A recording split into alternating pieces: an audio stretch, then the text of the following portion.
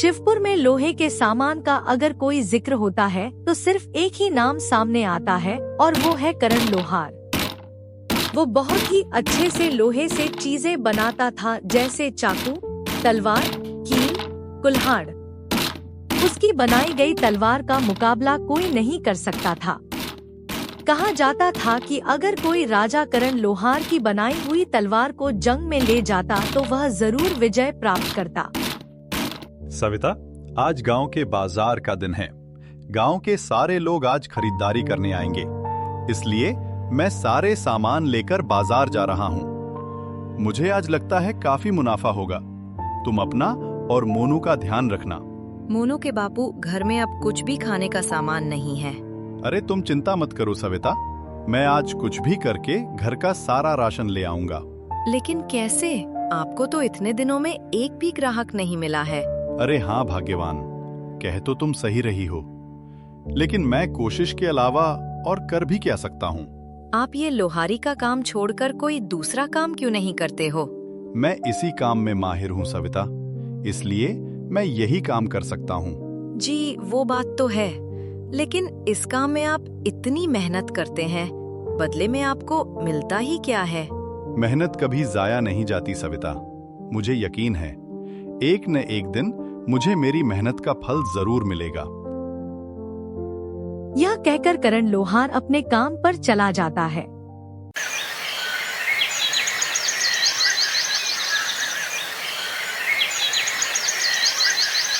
सुबह से शाम होने को आई है, लेकिन अभी तक एक भी ग्राहक नहीं आया। करण परेशान बैठा सोच रहा होता है। अब मैं घर का राशन कैसे लेकर जाऊंगा? तभी उसका साथी गोपाल लोहार आता है। अरे करण, तुम यहाँ इस तरह से क्यों बैठे हो भाई? क्या तुम्हारे पास कोई काम नहीं है? नहीं गोपाल, इस समय न मेरे पास कोई काम है और न ही कोई ग्राहक। ऐसे कैसे हो सकता है? तुम तो इतने होनहार लोहार हो, फिर भी तुम्हारे पास ग्राहक नहीं है। ये तो बड़ी शर्म की बात है। भाई, ये सब समय समय की बात है। हो सकता है कि मेरा समय अभी नहीं आया हो। हाँ, सही बात है। खैर, मैंने तुम्हें यहाँ बैठे हुए देखा तो सोचा थोड़ी बात कर लूं। वैसे मेरे पास तो बहुत काम है, इसलिए मैं चलता हूँ। गोपाल करण का मजाक उड़ाकर वहाँ से चला जाता है। करण चुपचाप बैठा रहता है। तभी वहाँ एक राजा आता है।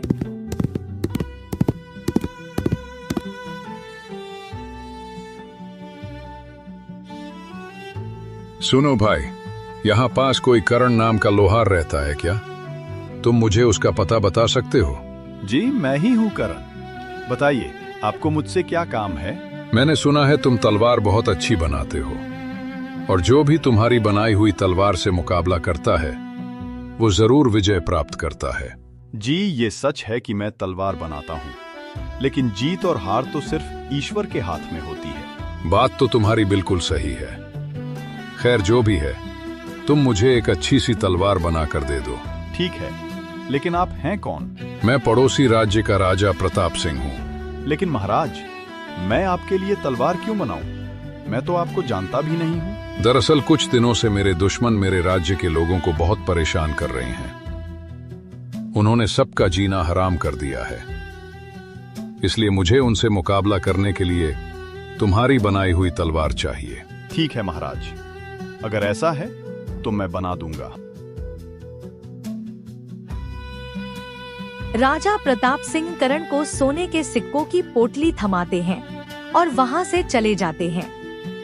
करण घर जाकर ढेर सारा सामान लाता है और सविता को सब बताता है। यह तो बहुत अच्छी बात है, लेकिन आप महाराज की तलवार जल्दी बनाकर उन्हें दे देना, क्योंकि उन्होंने आप पर भरोसा किया है। आप उनका भरोसा टूटने मत देना। हाँ सविता, तुम बिल्कुल सही कह रही हो। अगली सुबह करण अपने काम पर लग जाता है। दिन रात मेहनत करके वह एक शानदार तलवार बना लेता है। तभी वहाँ अजय नाम का ग्राहक आता है। क्या तुम लोहार करण हो? हाँ, मैं ही करण हूँ। मुझे तुमसे एक तलवार चाहिए। क्या तुम अभी मुझे कोई अच्छी सी तलवार दे सकते हो? माफ करना भाई, इस समय मेरे पास एक भी तलवार मौजूद नहीं है। नई तलवार बनाने में समय लगेगा। अगर आप इंतजार कर सकते हैं तो कर लीजिए। अजय की नजर राजा के लिए बनी तलवार पर पड़ती है। करण, तुम्हारे पास ये तलवार मौजूद तो है, तुम मुझे दे दो। बदले में तुम इसके 2 गुने पैसे ले लेना। नहीं भाई, ये तलवार मैं आपको नहीं दे सकता। ये किसी की अमानत है। भाई, मैं कहता हूं तुम इसकी जितनी चाहे उतनी रकम ले लेना, लेकिन ये तलवार मुझे दे दो। भाई, अगर आप मुझे इस तलवार के बदले खजाना भी देंगे तब भी मैं ये आपको नहीं दूंगा। ठीक है, रखो अपनी तलवार अपने पास, मुझे नहीं चाहिए।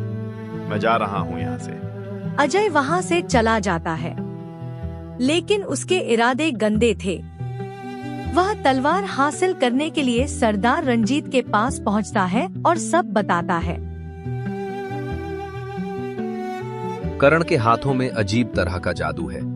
वो जिसके लिए भी तलवार बनाता है उसे विजय जरूर मिलती है। तुम करण का भरोसा जीतकर मौका पाते ही तलवार चुरा लेना। अजय दोबारा करण के पास आता है। करण, मुझे माफ कर दो, मैं वाकई गलत था। ये किसी और की अमानत है। अब तुम मेरे लिए दूसरी तलवार बना दो। ठीक है, मगर इसके लिए मुझे थोड़ा समय लगेगा। ठीक है, मैं इंतजार कर लूंगा। करण काम में लग जाता है और अजय मौका देखकर राजा की तलवार चुरा लेता है। करण जब लौटता है तो उसे सच्चाई समझ आती है और वह दुखी होकर रो पड़ता है।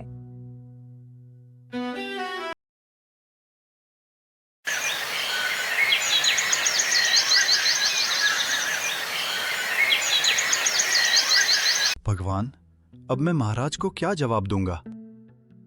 तभी पानी से देवदत्त प्रकट होते हैं। करण, घबराओ मत। उस तलवार में कोई शक्ति नहीं थी, क्योंकि उसे बनाते समय मुझे याद नहीं किया था। अब तुम दूसरी तलवार बनाओ और इस बार मुझे याद कर काम शुरू करो। तो इसका मतलब उस तलवार में ताकत थी ही नहीं? हाँ, अब जब तुम मुझे याद करोगे तो तलवार में दिव्य शक्ति आ जाएगी। करण देवदत्त की बात मानकर नई तलवार बनाता है। कुछ दिन बाद राजा प्रताप सिंह आते हैं। करण, क्या मेरी तलवार बन गई है? जी महाराज, ये लीजिए। तुम्हारा बहुत धन्यवाद करण।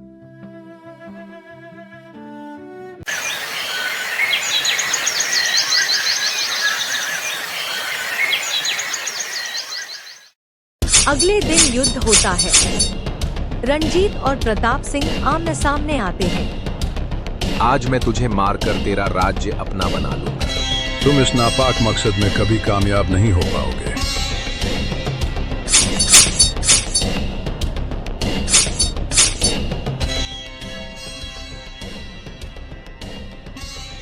इस तरह रंजीत मारा जाता है।